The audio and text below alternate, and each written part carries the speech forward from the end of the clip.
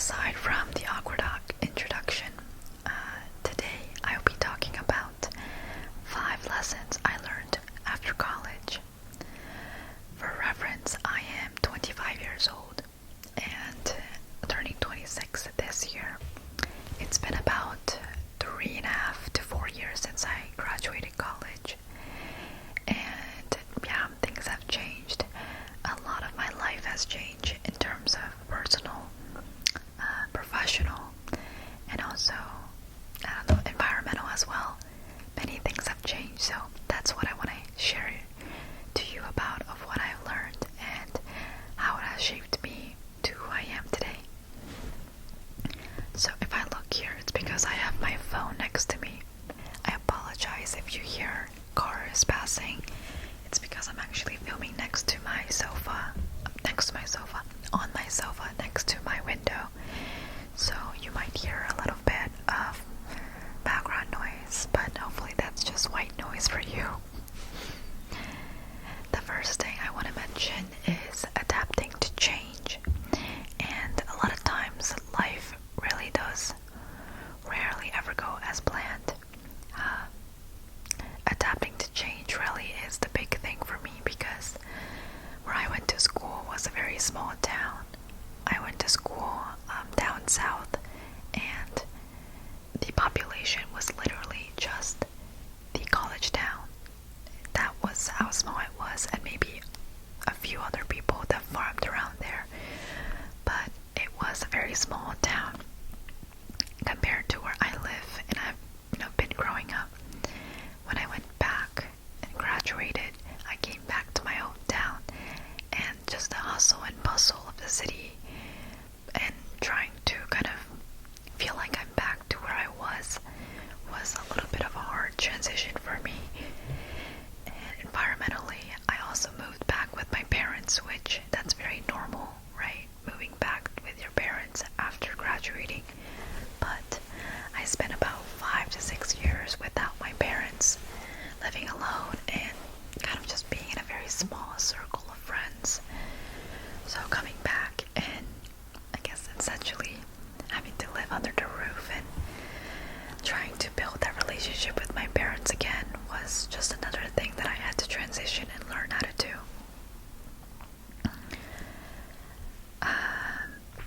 Professionally, the big change was I went to school to become a teacher. Actually, I briefly mentioned it in my previous videos, but I went to about 5 years of school to become a teacher, and very soon after that I wouldn't say I fell out of love, but I just didn't feel like this was a very long-term career that I was anticipating or wanting. So essentially, I ended up leaving that teaching position and pursuing other things like training and learning and development. At first, it was so extremely hard, at least for me, transitioning from the classroom environment to corporate. But at the end of the day, I am very glad I changed because I felt like the current job I have right now fits me professionally and long term is best for my family as well too. And then personally, my biggest growth was just kind of getting out of my shell. When I was in college, as I said, in a very small circle, I didn't have a huge group of friends, but that's just who I saw myself as a value, how I valued myself essentially. But leaving is a whole other story. You come back. My friends, a lot of them moved back to their hometowns. They didn't end up being here. So, yeah,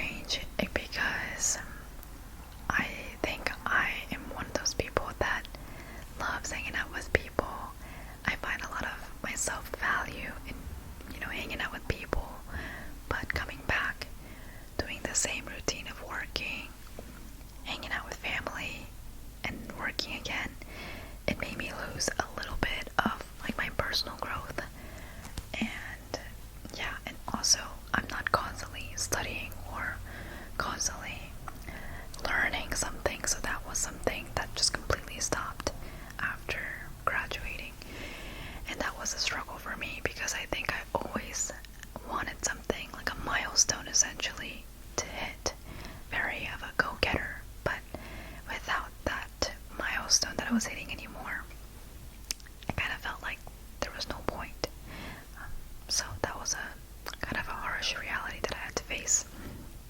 The second lesson I learned was managing finances. So I grew up not really learning much about finances other than making sure you pay your bills on time and making sure you don't end up in too much credit card debt. That was essentially it. I didn't know anything about retirement plans. I didn't learn about savings account, credit card statement date. Any of that was solely my research that I had to do through online videos or word of mouth. But yeah, I just grew up not really learning much about how to manage my finances. So I was deathly afraid of opening up more than one credit card. But I realized that truly the way to, depends on what your situation is using a credit card and maximizing that to the best benefit, essentially.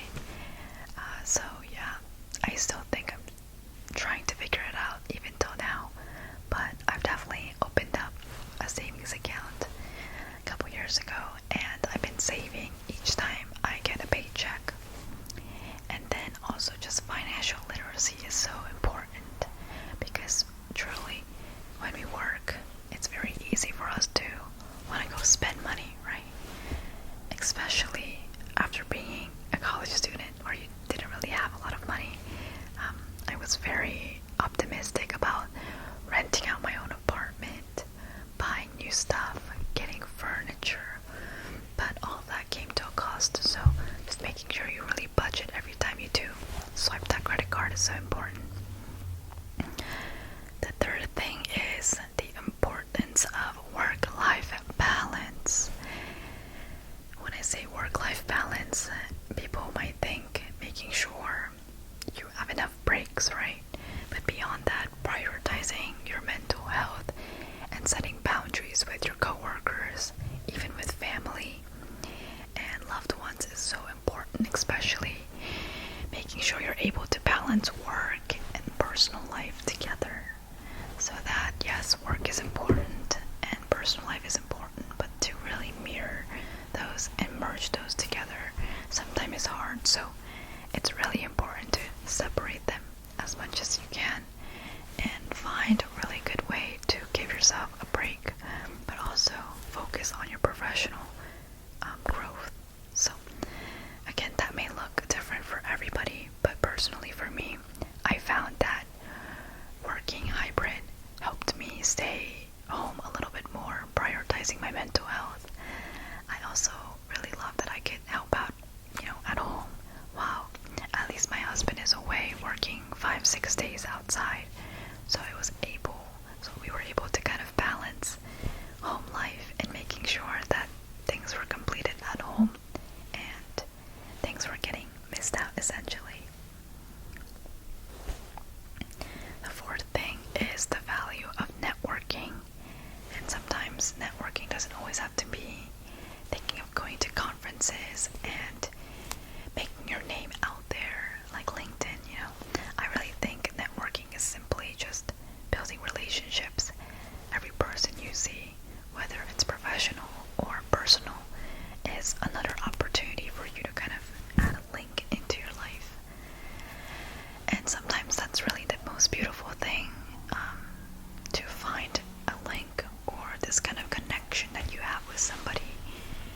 Doesn't happen with everybody, of course, but when you do find that connection, I truly do believe that you have to continue to strive to essentially keep that connection strong and making sure you show them that you care, making sure that you are eager.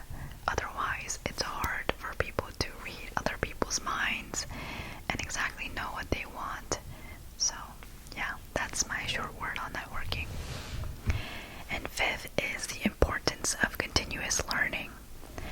I say this because I'm a former teacher, but beyond that, continuous learning is so critical to make sure that you essentially finish your schooling, and then you continue to learn.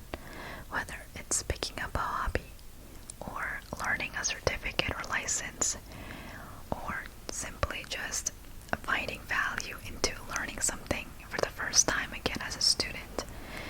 I feel like the reason why I enjoyed being in school, at least in the time being, was that I was constantly having a task to do, and because of that, yes, it can be stressful, but if it's something that you really enjoy or you want to achieve, I think at that point it doesn't become a task. So that's my advice. If you are thinking about learning something in your life, take the leap of faith and do it. There's never a better time to not learn and essentially continue to invest in yourself. I hope my 5 lessons helped you kind of reflect on how you felt after college, or maybe it's been many years after you graduated, and those are lessons that you've learned